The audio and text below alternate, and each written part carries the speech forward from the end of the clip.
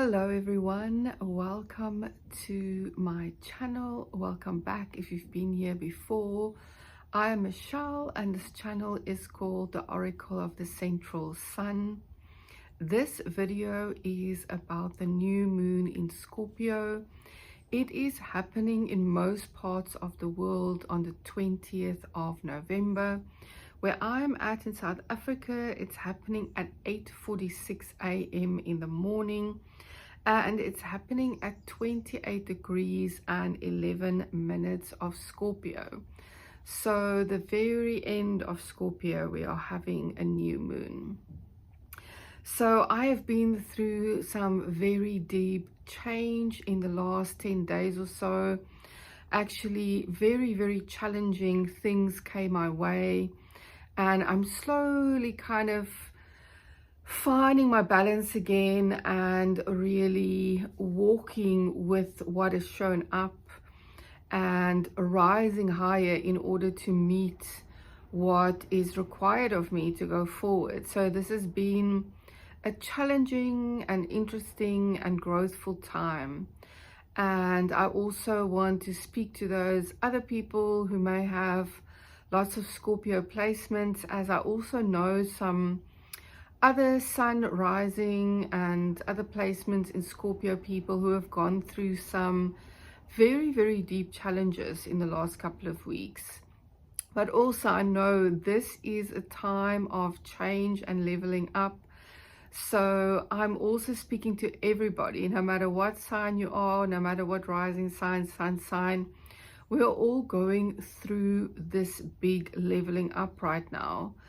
And not to say that we need to always grow and become better or rise higher, but this really is a time where we are being called forward into our best in order to walk into a brand new life in a new way.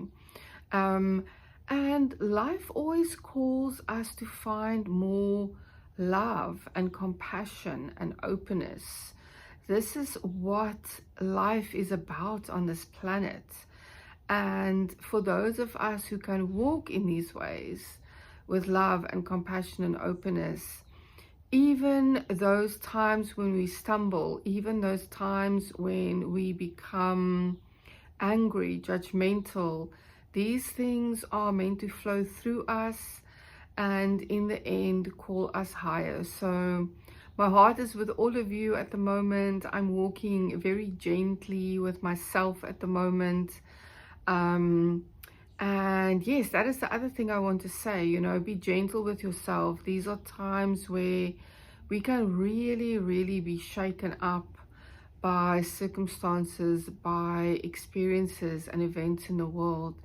So much self-love and gentleness and kindness are required. And when you are able to find your inner balance and your inner love, then you can also extend that to others around you when your cup is full, and you can start sharing those things with others. So back to this new moon in Scorpio. So like I said, this is at 28 degrees of Scorpio, the very end of Scorpio. And Scorpio is a very deep sign.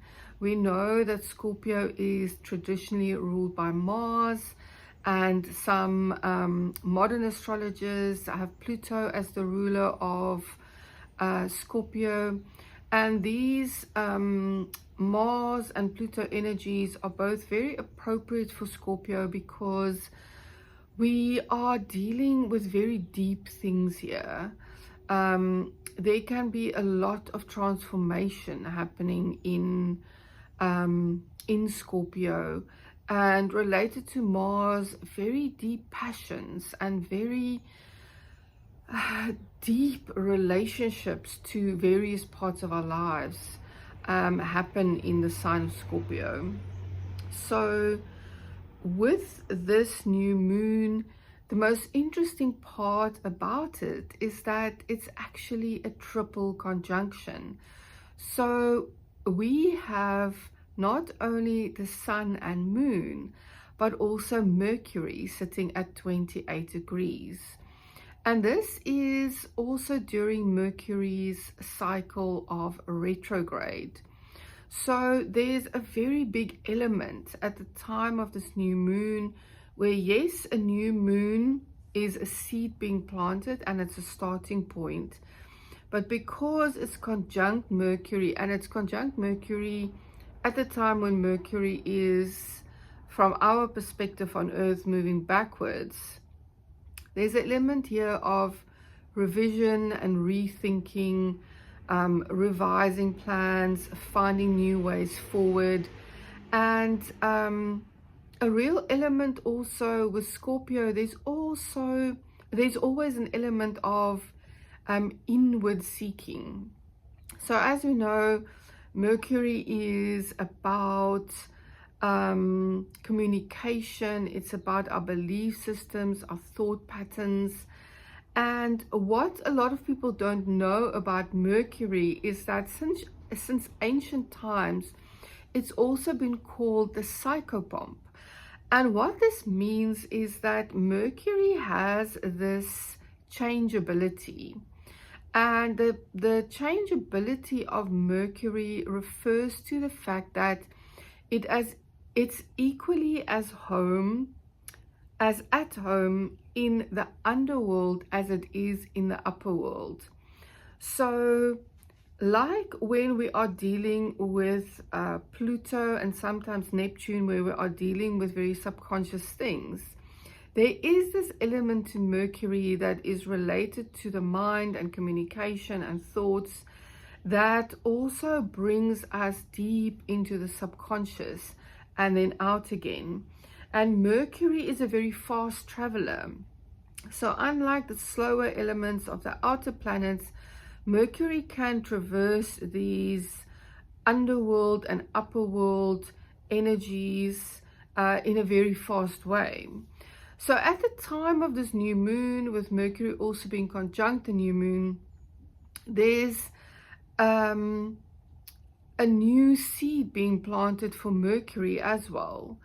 And this Mercury retrograde is going to end, and then Mercury is going to start moving forward again. And Mercury will catch up to the Sun for another conjunction only again on January 22nd. And this will happen at 2 degrees of Aquarius. So you can look where Scorpio falls for you in your chart and where Aquarius falls for you in your chart, because between this new moon on the 20th of November and then January the 22nd, there is a storyline playing out. So whatever story is starting now with the seed being planted, with Mercury at the heart of the Sun, when a planet is at the heart of the Sun, there's a knowledge download. There's something coming to light. There's a strength in Mercury.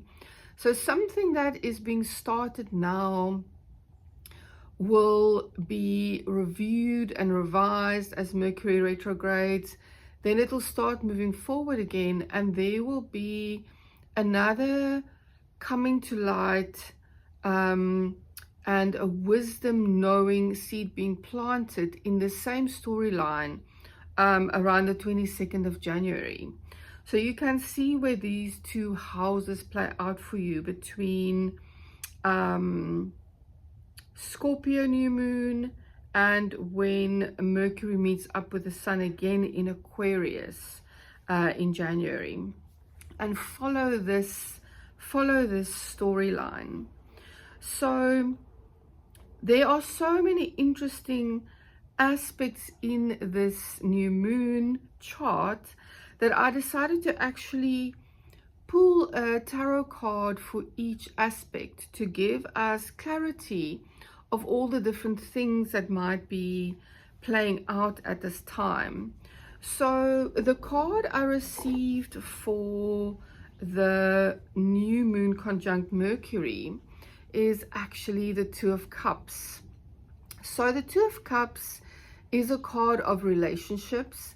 It can be romantic relationships, it can be platonic relationships, and as this is about the masculine and feminine, it can also be about your inner masculine and feminine relationship. The interesting thing is that cup cards are usually about the water element, and they are about these two people exchanging cups, which is related to emotions. But this card is also related to Mercury. The staff that you see with the lion's head above these two people, that is the symbol of Mercury.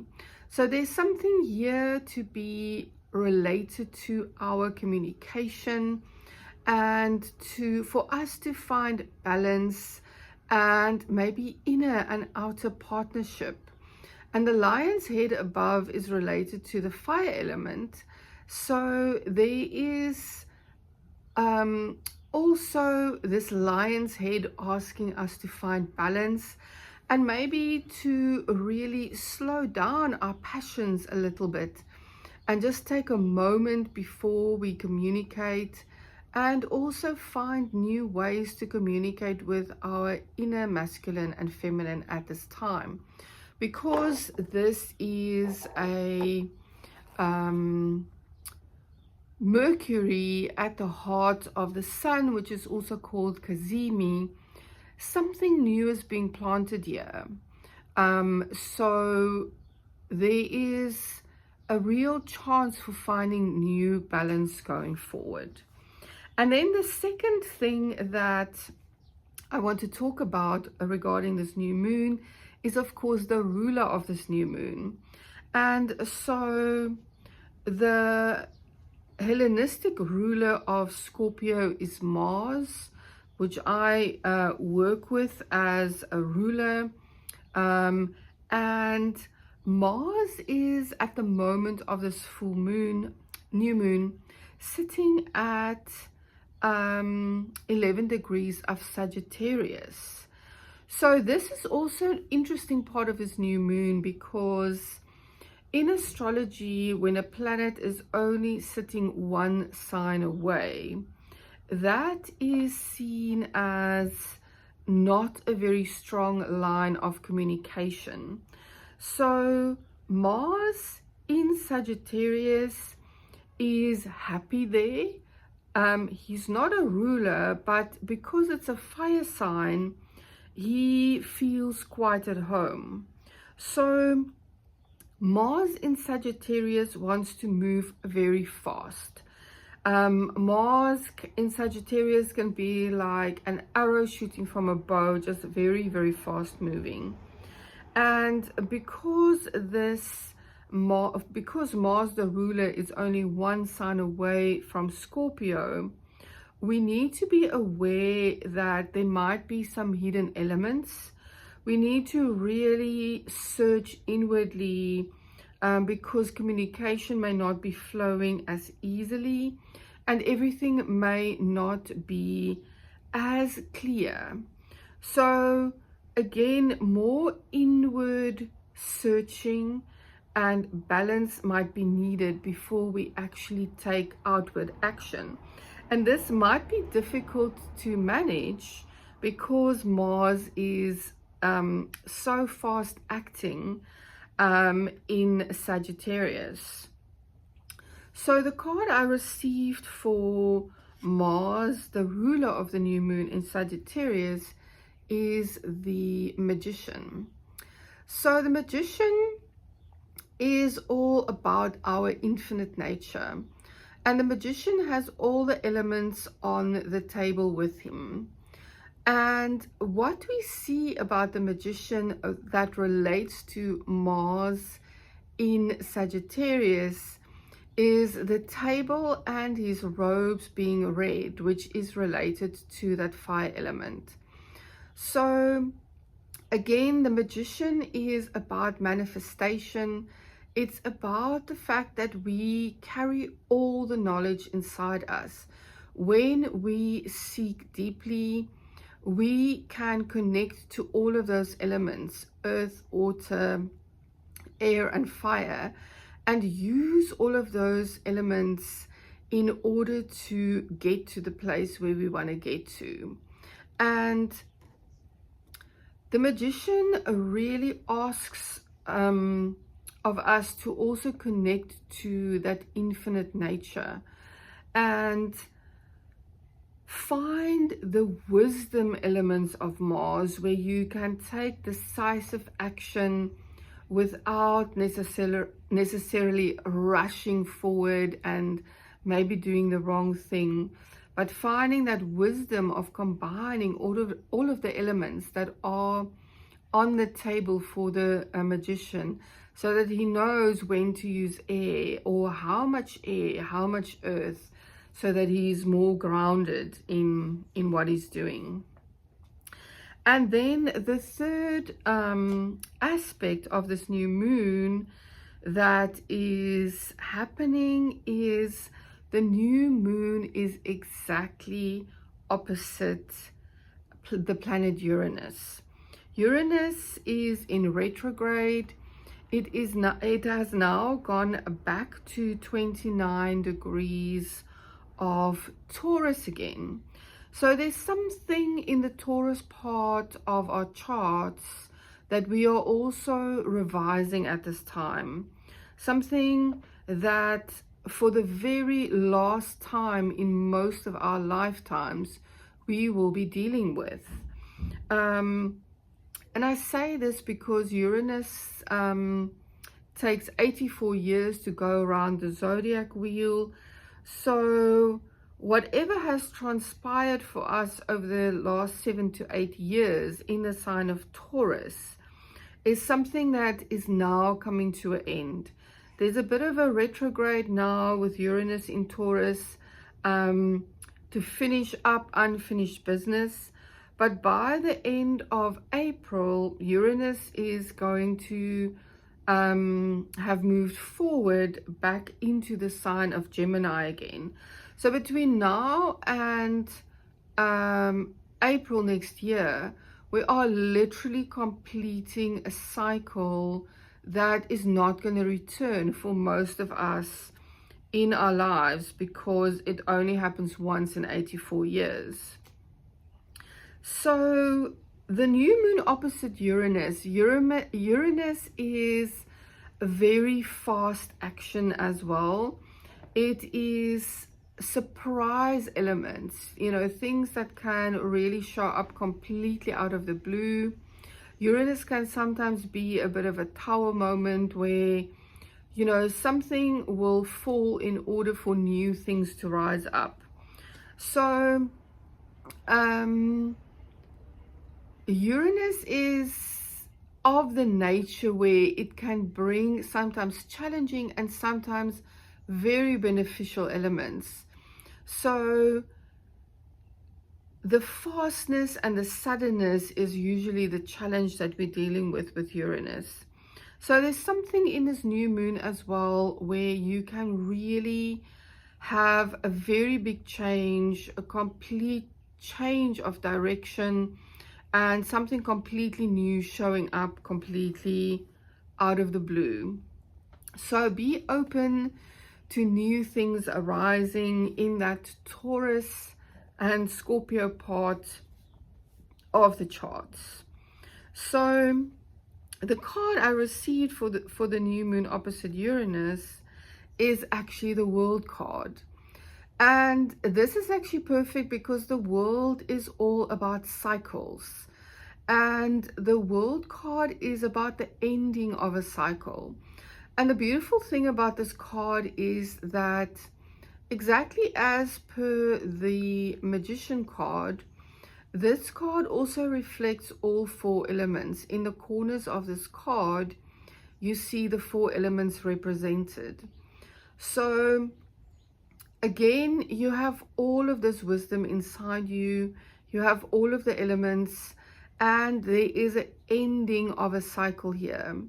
So this cycle could be related for you just to this new moon cycle, and it can also be related to this Mercury cycle that we are dealing with until Mercury meets up with the Sun again at the end of January.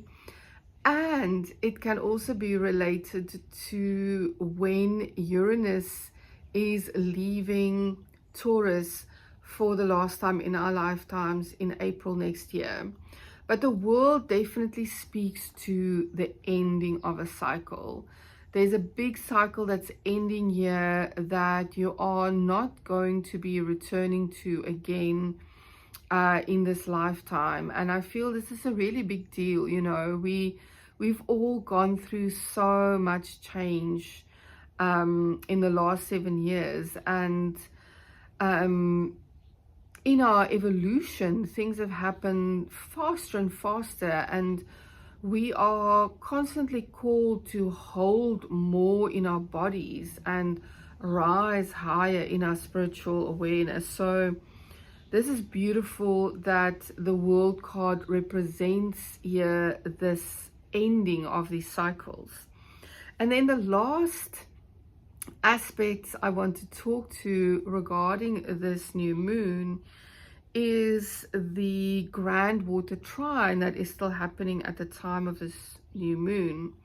So the sun and the moon are at 28 degrees of Scorpio, also with Mercury, then Saturn at 25 degrees of Pisces, and Neptune at 29 degrees of Pisces, and Jupiter at 25 degrees of Cancer. So these planets are all in the last decans of the water signs, and this forms a grand water trine.